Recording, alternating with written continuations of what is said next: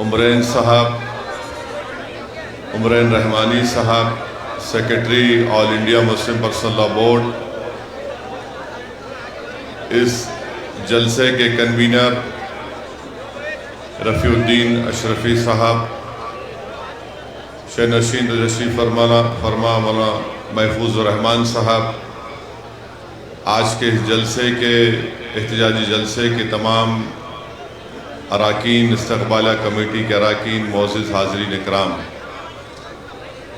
अज़ीज़ान मिल्लत इस्लामिया, आपका बेहद शुक्रगुज़ार हूँ कि आपने अपना कीमती वक्त निकाल कर आज all India Muslim personal law board की जानिब से वक्फ़ क़ानून के ख़िलाफ़ जो एहतजाजी मुहिम का आगाज़ किया गया है, आज परभनी शहर में एक मरकज़ी जलसे आम उस वक्फ़ क़ानून के ख़िलाफ़ मुनक़्क़द किया जा रहा है। अज़ीज़ान मिल्लत इस्लामिया, आप जानते हैं कि पूरे वतन अज़ीज़ में लोग बड़े गमगीन भी हैं कि जो कश्मीर पहलगाम में जो पाकिस्तान से आए हुए दहशतगर्दों ने वहाँ पर जो मासूम हिंदुस्तानियों का क़त्ल किया, जिसकी वजह से हम देखते हैं कि 27 हमारे मुल्क के शहरी उन दहशतगर्दों ने उनको क़त्ल किया। तो मैं हज़रत मौलाना उमरैन रहमानी साहब से इजाज़त लिया हूँ कि मेरी आपसे गुजारिश है कि हम तमाम लोग उस दहशतगर्दाना हमले के ख़िलाफ़ और जो लोग वहाँ पर मारे गए उनसे इज़हार ताज़ियत के लिए अगर हम 1 मिनट के लिए खड़े हो जाएं तो बहुत अच्छा होगा।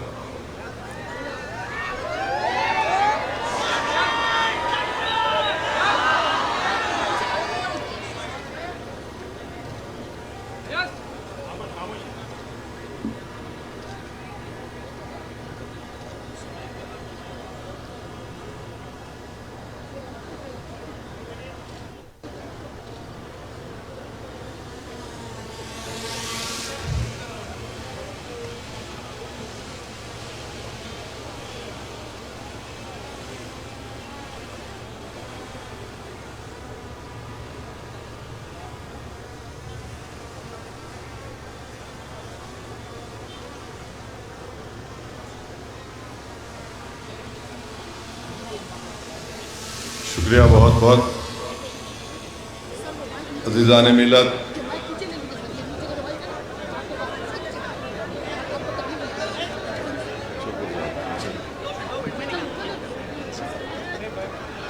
ये बांध में लगाए ना, इसलिए प्रॉब्लम है। हाँ, उसका वजन ज़्यादा है।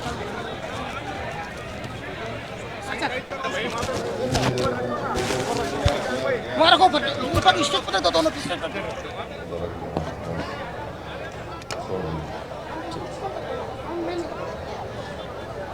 अज़ीज़ान मिल्लत, इस दहशतगर्दाना हमले के ख़िलाफ़ कश्मीर से लेकर मुल्क के कोने कोने में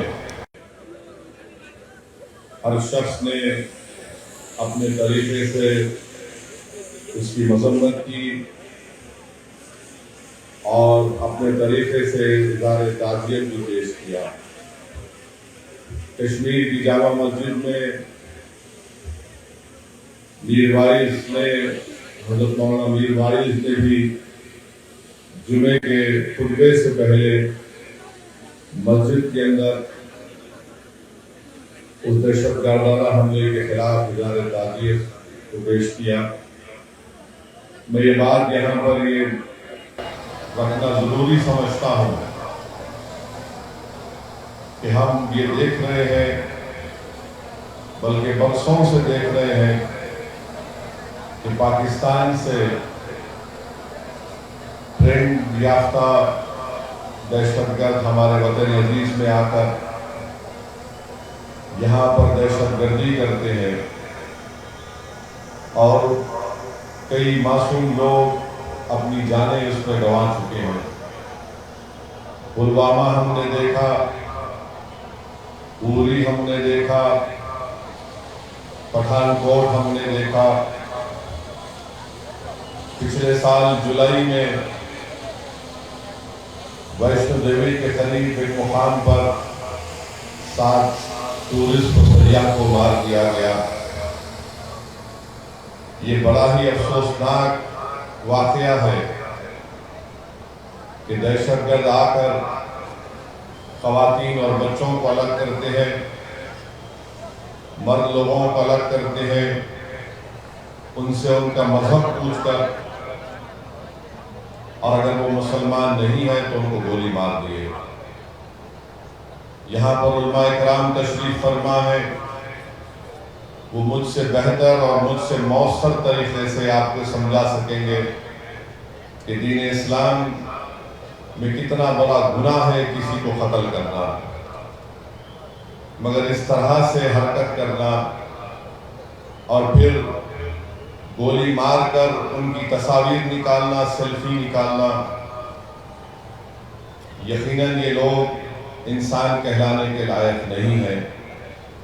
हम जितनी भी इसकी मजम्मत करें वो कम है। बल्कि मैं अपनी पार्टी की जानिब से जब मरकजी हुकूमत ने ऑल पार्टी मीटिंग बुलाई, मैंने उस ऑल पार्टी मीटिंग में इस बात को रखा कि अक़वाम मुत्तहिदा के सिक्योरिटी काउंसिल का रेजोल्यूशन है जो 9/11 के बाद सिक्योरिटी काउंसिल ने उसको अपनाया था, जिसमें 4 निकात दिए गए।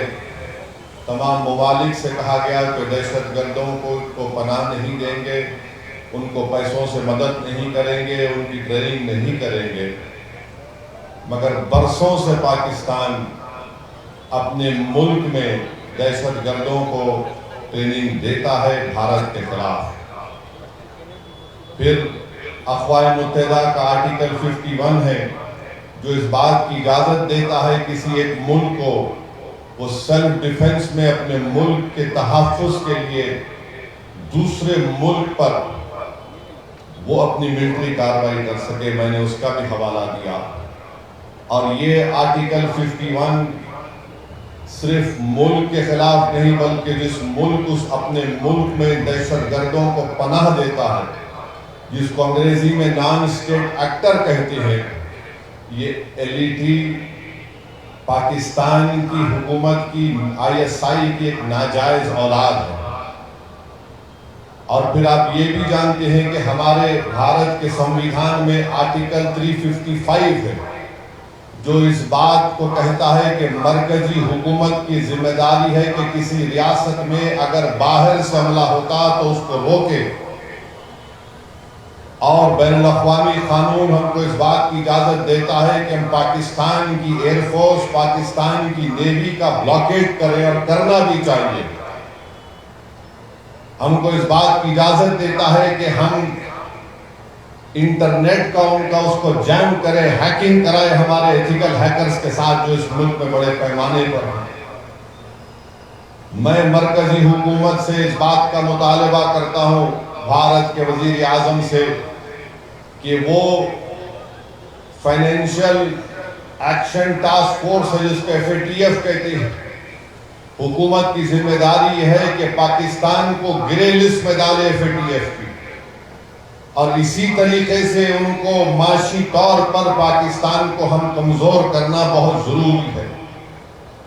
और जो लोग आज पाकिस्तान में बैठकर बकवास करते हैं, मैं उनसे कहना चाह रहा हूं कि आप भारत से आपका वक्त आधा घंटे पीछे है। अब जैसा यहाँ 6:15 हो रहे हैं, वहां पर 6:45 हो रहे हैं, मौरो आधा घंटा पीछे नहीं है, वो आधी सदी भारत से पीछे है। और ये बार बार ये गलत बात वहां के लोग करते हैं, अरे हमारे मुल्क का बजट जो है, तुम्हारे मुल्क का बजट हमारे मिलिट्री के बजट के बराबर नहीं है। तुम बराबरी करना तो दूर की बात, तुम अगर इसी तरह करते रहोगे, ये बार बार पाकिस्तान ये कहता है कि हम न्यूक्लियर बॉम्ब हमारे पास है, एटॉमिक बॉम्ब है। याद रखिए, अगर आप किसी मुल्क के अंदर जाकर मासूम लोगों को मारेंगे तो कोई भी मुल्क खामोश नहीं बैठने वाला है, चाहे हुकूमत किसी की भी हो। मगर इस तरह से आकर हमारी भारत की सरजमीन पर हमला करना और मजहब पूछकर किसी को गोली मारना, तुम कौन से दीन की बात कर रहे हो? तुम तो खवारिज से बदतर हो, तुम तो आईसिस के जानशीन हो जो हरकत किए हैं। तो मेरे अजीज दोस्तों और बुजुर्गों, हम हमारे मुल्क के वजीर आजम से भी कहेंगे कि जब कश्मीर हमारा अटूट हिस्सा है और रहेगा इंशाअल्लाह, तो कश्मीरी भी हमारा अटूट हिस्सा है। हम कभी भी कश्मीरियों के खिलाफ ये जो टीवी चैनल पर ये बड़े बड़े एंकर बैठकर गुफ्तगू कर रहे हैं, बेशरम है ये पूरे एंकर। अगर कश्मीर हमारा अटूट हिस्सा है और रहेगा, तो कश्मीरी भी हमारा अटूट हिस्सा है। कैसे हम उन पर शक कर सकते हैं? वो कौन था जो दहशतगर्दों से उनका हथियार लेते हुए जिसकी जान चली गई? वो कौन था जो अपने कंधे पर जख्मी लोगों को बिठाकर 40 मिनट चलकर नीचे लेकर आया? वो कौन था? कश्मीरी था जो एक मासूम बच्चे को उठाकर उसकी जान बचा रहा था। तो ये जो हमारे वतन अजीज में कश्मीरियों के खिलाफ एक नफरत पैदा करने की कोशिश की जा रही है, गलत है। ऐसे नाजुक वक्त पे भारत को एक होकर जो पड़ोसी दुश्मन है उसके खिलाफ अगर जवाब देना है तो हमको मुत्तहिद रहना पड़ेगा। पाकिस्तान यही चाहता है, ISI यही चाहती है, LED यही चाहता है कि इस मुल्क में हिंदू और मुसलमानों में और इख्तलाफात बढ़े। तो जो टीवी चैनल पर बैठकर अपने TRP रेटिंग के लिए गंदगी बक रहे हैं, मैं तुमसे कह रहा हूं, कम से कम थोड़े दिन तो ठहर जाओ, थोड़े दिन तो ठहर जाओ। तुम तो साल के 12 महीने रोज तुम बकवास बकते हो, मगर ये वक्त नहीं है। इस वक्त पर मुल्क को मुत्तहिद रहना है। और हम मरकजी हुकूमत से भी कहते हैं कि आपको जो कार्रवाई मुनासिब समझते हैं कार्रवाई करिए। और ये टीवी चैनल पर बैठकर एंकर बोल रहे ये करना चाहिए, वो करना चाहिए, महाशय और मोहतरमाओं से कह रहा हूं, वो आप नहीं करेंगे। आप तो स्टूडियो के एयर कंडीशन कमरे में बैठकर ज्ञान दे रहे हैं। अगर आपके बाजू एक पटाखा फूटा तो नहीं मालूम क्या का आपका फट जाएगा जिस्म का। तो आप ज्ञान मत दीजिए। जो कार्रवाई मुनासिब समझती हमारी हुकूमत, हम उसकी तारीफ करते हैं। और हुकूमत को भी ये सोचना चाहिए कि कश्मीरियों के खिलाफ जो नफरत पैदा की जा रही है मुल्क के मफाद में नहीं है। कश्मीरियों को, हमको उनके दिल को और उनसे करीब होना। हम मुल्क के हुक्मरानों से कह रहे हैं कि तुम्हारी डिटरेंस पॉलिसी पर तुम गौर कर लो। आपने सर्जिकल स्ट्राइक किया, हमने तायीद की। आपने बालाकोट किया, हमने तायीद की। आपने नोटबंदी की, कहा कि दहशतगर्दी खत्म हो जाएगी, मगर पड़ोसी मुल्क से लोग आ रहे हैं। तुम्हारी डिटरेंस पॉलिसी को देख लो। और अगर आपको मौसर कार्रवाई आप जो मुनासिब समझते हैं करिए। पूरी अपोजिशन पार्टीज ने कहा कि करो, मगर ऐसी कार्रवाई करो कि दोबारा किसी भारतीय की जान ना जाए। कोई दहशतगर्द आकर यहां पर हमला ना करे। आप एक मौसर कार्रवाई करो। और बार बार मुझे तो मीडिया वाले बोल रहे कि पाकिस्तान के वो ऐसा बोले, वो ऐसा बोले। मेरे भाई, मुल्क बहुत बड़ा है। मैंने आपसे कहा कि पाकिस्तान हमसे आधी सदी पीछे है। तुम कुछ नहीं बना सकते वहां पर, ना तुम दवा बना सकते, ना तुम वहां पर टायर बना सकते। और तुम बड़ी बड़ी बातें करते हो और तुम्हारा ही वजीर दिफा कह दिया कि मगरबी ताकतों के गंदे खेल का हम हिस्सा बने। तुम उनके गंदे खेल का हिस्सा बने हो, मगर अगर तुम भारत से गंदा खेलोगे तो उसी गंदगी में तुम जिंदगी भर रहोगे। याद रखो हमारी इस बात को, भारत में जो मुसलमान हैं, हिंदू हैं, ईसाई हैं, दलित हैं, आदिवासी हैं, हम अपने सियासी इख्तलाफात है और रहेंगे, मगर ये मुल्क ना बीजेपी का है ना असदुद्दीन ओवैसी का। ये मुल्क 133 करोड़ जनता का है, और अगर कोई इस मुल्क के खिलाफ इस तरह के दहशतगर्दी करेगा तो मुल्क एक शीशा पिलाई हुई दीवार की तरह पहले भी खड़ा था और आज भी खड़ा है। तुम हमारे इत्तेहाद को तोड़ नहीं सकते। हमारे बुजुर्गों ने 47 में जिना के पैगाम को अपनी जूती पर रखकर उसको ठुकरा दिया था। तुम्हारा 2 नेशन की थियरी नाकाम साबित हुई। तुम्हारे पास गड़बड़ है, बलूचिस्तान में गड़बड़ है, तुम्हारे पास TTP का मसला है, तुम उसकी तरफ देख लो, वरना याद रखो बहुत से कार्रवाई हो सकती है और होगी इंशाअल्लाह ताला। तो मेरे अजीज दोस्तों और बुजुर्गों, ये बात को बयान करना बहुत जरूरी था। अब मुल्क के अंदर के हालात पे बयान कर रहा हूं। अंदर के हालात ये हैं कि हम अपने वजीर आजम से कहना चाह रहे हैं कि आप तारीख में अपना कैसे नाम लिखाना चाहते हैं, एक सियासतदान के तौर पर या स्टेट्समैन के तौर पर।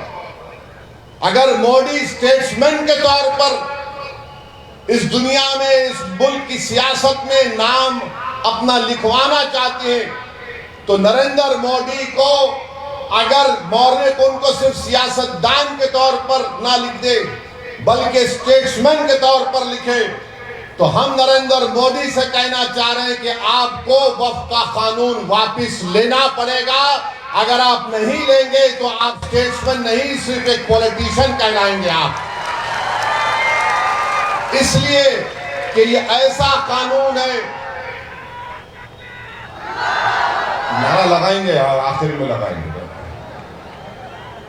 पाकिस्तान को भी पहुंचना हमारी आवाज, और दिल्ली नरेंद्र मोदी को भी कान तक पहुंचना हमारा। ये ऐसा कानून है जो मुसलमानों की मजहबी शनाख्त पर, हमारे ईमान पर हमला करता है। जो ऐसा कानून बनाया गया जो हमसे अपनी मसाजिद को, दरगाहों को, खानकाहों को, कब्रस्तानों को, ईदगाह की जमीन को छीनने के लिए इस तरह का कानून बनाया गया।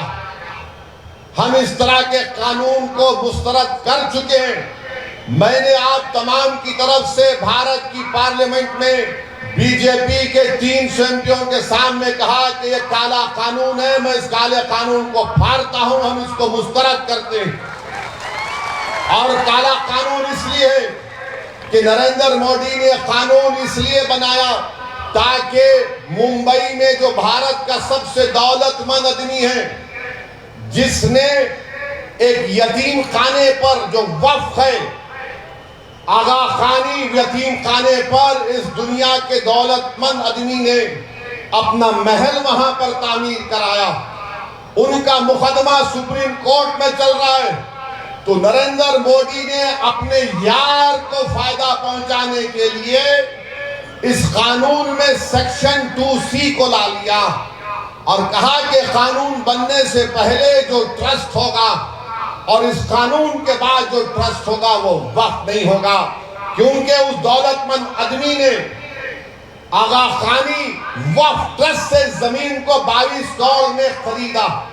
तो यह कानून, मोदी अगर किसी को फायदा पहुंचा रहे हैं तो अपने दोस्तों को फायदा पहुंचा रहे हैं।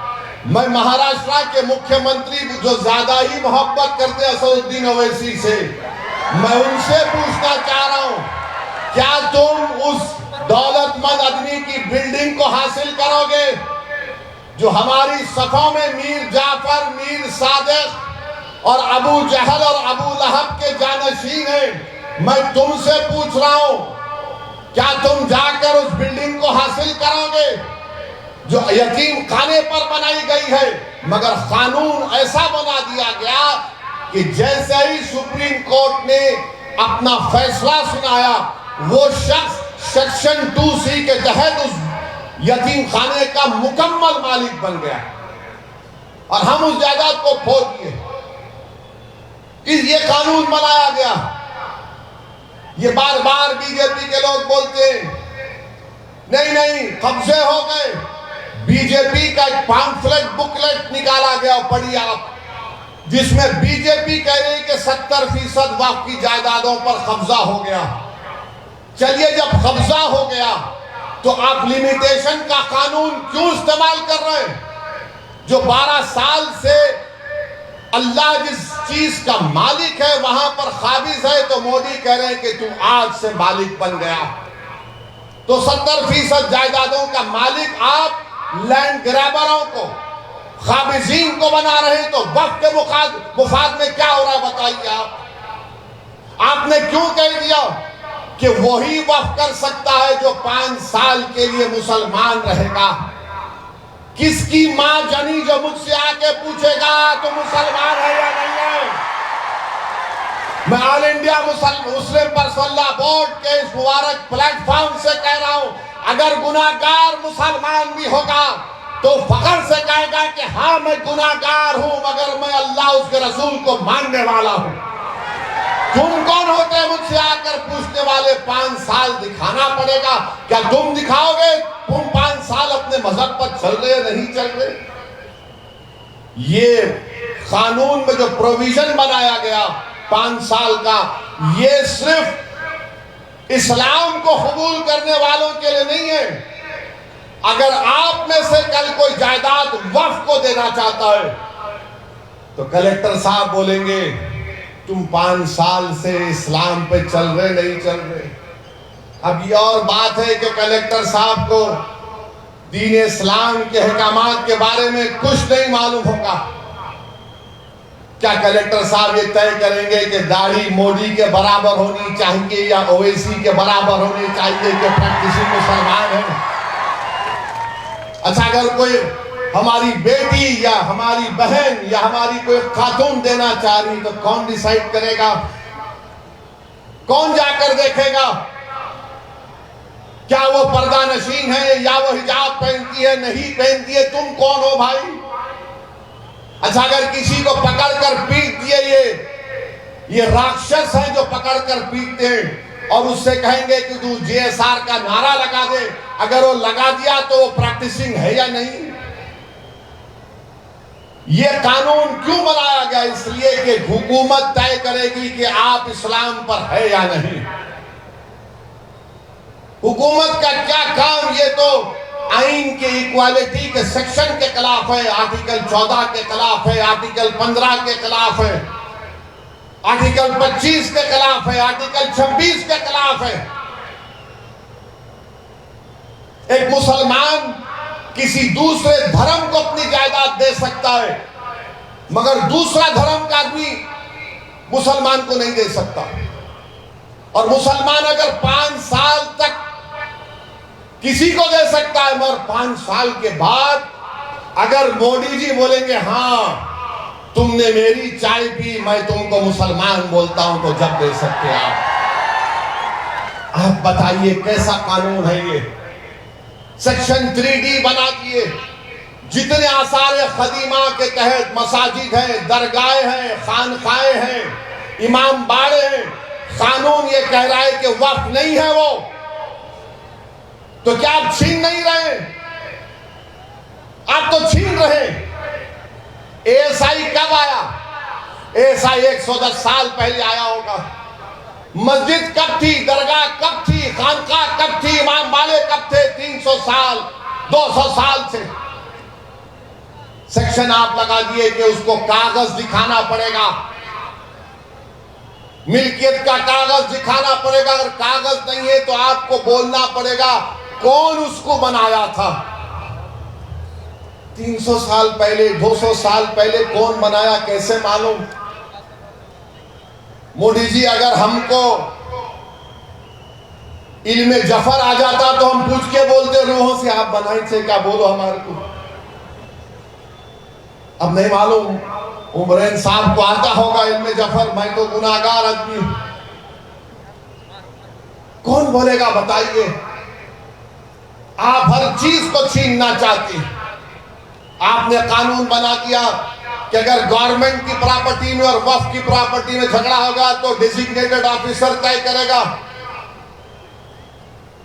गवर्नमेंट का अपॉइंटी तो गवर्नमेंट के हक में करेगा ना। तुम बोलते कोर्ट को तय करो, नहीं, तुमने कहा हमारा ऑफिसर। अब कौन सा ऐसा ऑफिसर होगा जिसकी सर्विस के 15-20 साल 5 साल रहेंगे, हुकूमत के खिलाफ के ऑर्डर देगा? नहीं देगा। और ये भारत के आईन के खिलाफ है कि कोई अपने ही मुकदमे में जज नहीं हो सकता, जिसको अंग्रेजी में कहते हैं प्रिंसिपल्स ऑफ नेचुरल जस्टिस। और हमारे आईन का जो बेसिक स्ट्रक्चर है उसका हिस्सा है ये। मगर आपने हमसे जायदाद छीनने के लिए ऑफिसर को बना दिया।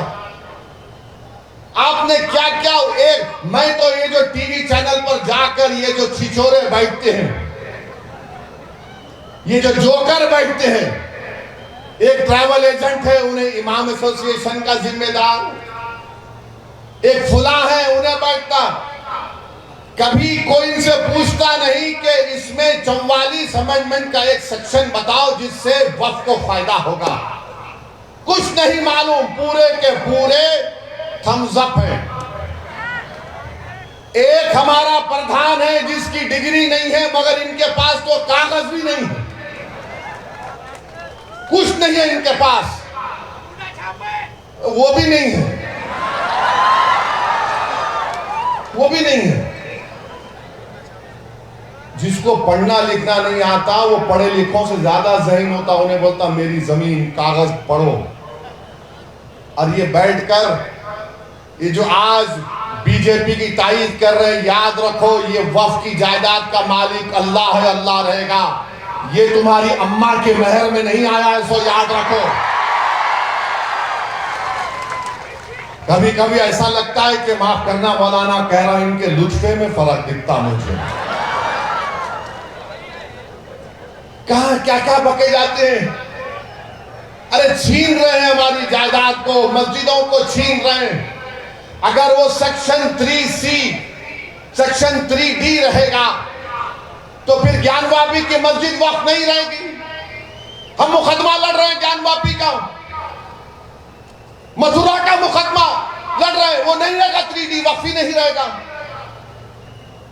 इस तरह का कानून बना है मोदी और बीजेपी ने।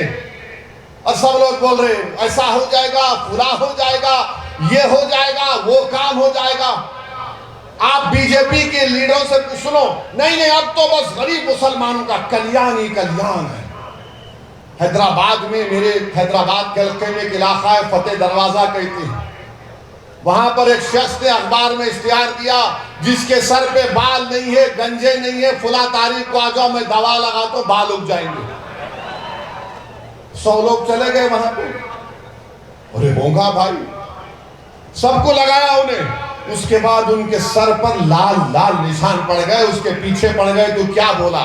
तो मोदी भी यही बोल रहे, मैं ऐसा लगाता हूं तो देखो कुछ होने वाला नहीं है। जायदाद छीनना चाह रहे, आपकी हमारी मस्जिद को छीनना चाह रहे हैं। ये हमारी बका का मसला है, याद रखो। अगर आज हम इस काले कानून के खिलाफ आईन के दायरे में रहकर पुरअमन तरीके से एहतजाज नहीं करेंगे तो फिर हम बहुत सी जायदादों को खो देंगे। आप दिल्ली में 120 प्रॉपर्टीज को हम जो वक्फ की है, सच्चर कमेटी ने कहा 2008 में उसकी लागत 7,000 करोड़ है, आज 2025 है। मोदी कहते नहीं है वो वक्फ की नहीं है, गवर्नमेंट की है। आप बताइए गवर्नमेंट का कब्रिस्तान हो सकता है क्या? क्या गवर्नमेंट की मस्जिद हो सकती है क्या?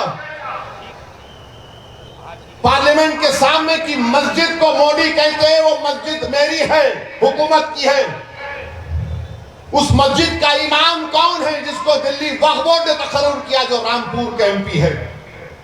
अगर यह कानून रहेगा तो कल पार्लियामेंट के सामने की मस्जिद पर नोटिस लग जाएगी, ये गवर्नमेंट प्रॉपर्टी है।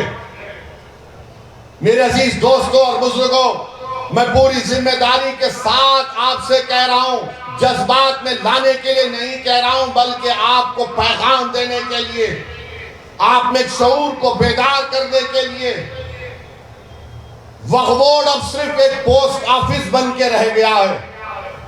जब तक कलेक्टर डिसाइड नहीं करेगा वक्फ बोर्ड कुछ भी नहीं करेगा। मुस्लिम धर्म का वक्फ बोर्ड है, इसमें सिर्फ मुसलमान मेंबर हो सकता है। आप गैर मुस्लिम को क्यों लाना चाहते हैं? महाराष्ट्र में पंढरपुर की मंदिर है, पंढरपुर की मंदिर के ट्रस्ट में कोई भी ट्रस्टी कौन हो सकता है? बोल हमको सिर्फ हिंदू हो सकता है, हमको इतराज नहीं है, वही होना चाहिए।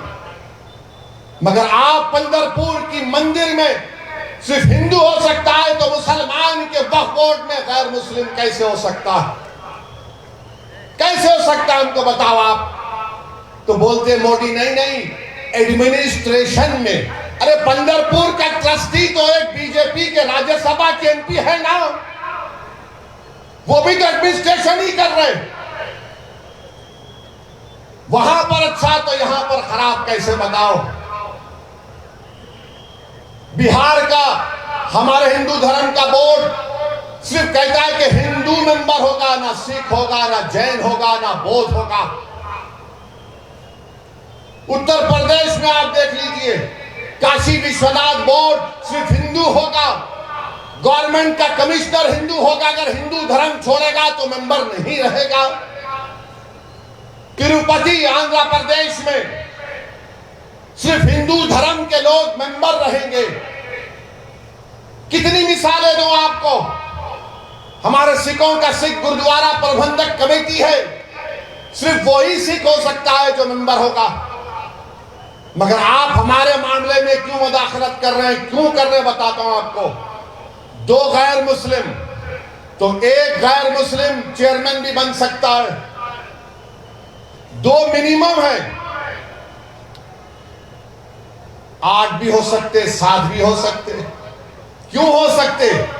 क्योंकि जब परभनी में अगर कोई जायदाद का झगड़ा होगा गवर्नमेंट और वक्फ बोर्ड में, मिसाल के तौर पर, तो गवर्नमेंट अपने ऑफिसर को तकर्रुर करके अपने हक में फैसला करवा देगी।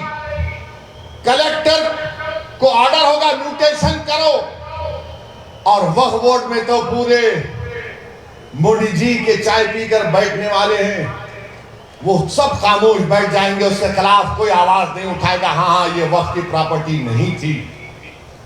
याद रखिए ये मंसूबा है। और जैसा कि सदर all India Muslim personal board ने कहा कि वक्फ हमारे लिए मुसलमानों के लिए इबादत है, हम अपनी इबादत से महरूम हो जाएंगे। कहां जाकर रुकेगा ये मुल्क? आप 2 गैर मुस्लिम को रिजर्वेशन दे रहे हैं। हमको रिजर्वेशन बोल का नाम आया तो नहीं दे सकते, मगर आप दे रहे हैं 2 को। सेंट्रल वक्फ काउंसिल में 11 गैर मुस्लिम को आप बना सकते हैं। क्यों बनाना चाहते हैं आप? ताकि हमारी मजहबी शनाख्त को खत्म करके रख दिया जाए। तो मेरे अजीज दोस्तों और बुजुर्गों, हम तमाम को मुत्तहिद रहना पड़ेगा। मैं परभनी में महाराष्ट्र की सरजमीन से कह रहा हूं, 2 भाई अलग अलग पार्टी में थे। 2 भाई अलग अलग पार्टी में थे। अब दोनों क्या बोल रहे हैं? हम मिलके काम करने का सोच रहे हैं, मिलके काम करने का सोच रहे हैं। तुम्हारा मेरा रिश्ता खून का नहीं है, तुम्हारा मेरा रिश्ता उस रब्बे करीम ने जो जोड़ दिया है कलमे की बुनियाद पर। अगर आप और हम मुत्तहिद नहीं होंगे इस कानून के खिलाफ, तो मेरे भाई फिर हम किस एतबार से इज्जत की जिंदगी गुजार सकेंगे?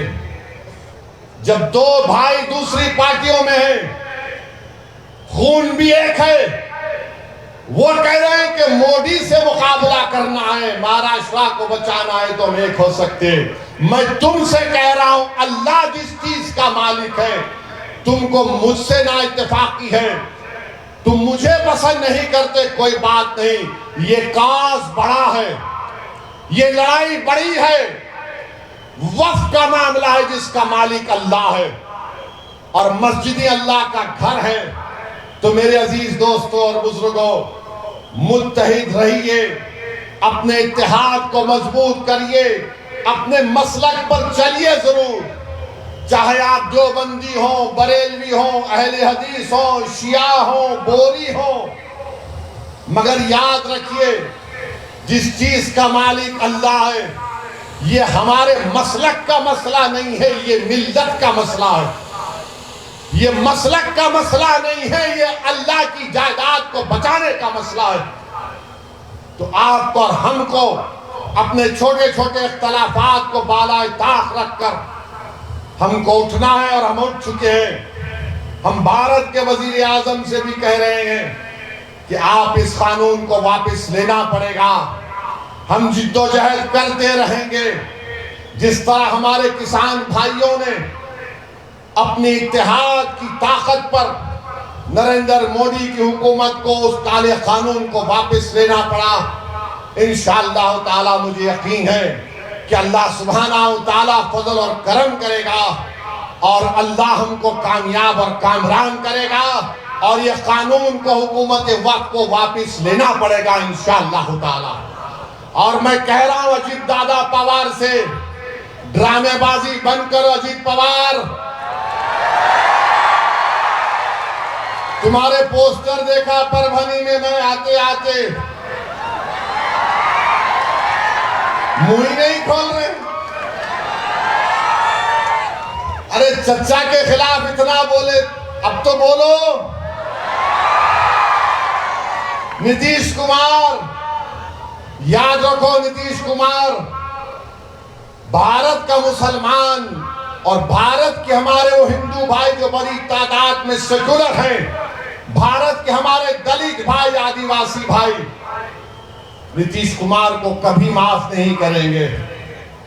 तुम समझे नहीं, तुम बदले नहीं। तुम हमेशा पीठ पर खंजर मारते थे, खंजर मार रहे हो। जयंत चौधरी से कह रहा हूं, अरे मुसलमानों की खातिर नहीं तो अपनी दादा की विरासत को तो बचा लो। चौधरी चरण सिंह की विरासत को बचा लो तुम। क्या तुम्हारे दादा जिंदा रहते तो क्या यह कानून की तारीफ करते? और वो चंद्राबाबू नायडू, याद रखो चंद्राबाबू नायडू, तुमने इस कानून की तारीफ करके अपने बेटे के सियासी कैरियर को नेज़े पे लगा दिया। तुमने तारीफ की, अगर तुम तारीफ नहीं करते, अगर अजीत पवार,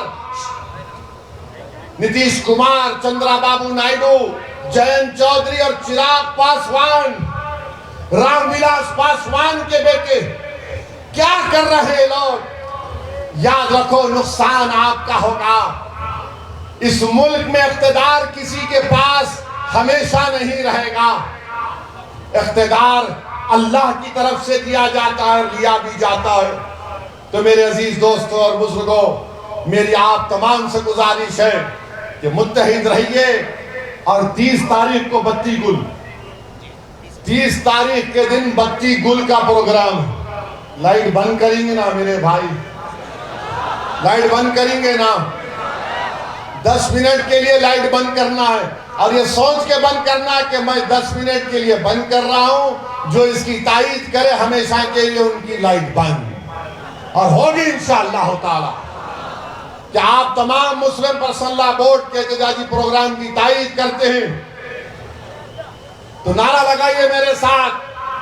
पहला नारा पाकिस्तान के लिए, नारे तकबीर, नारे तकबीर।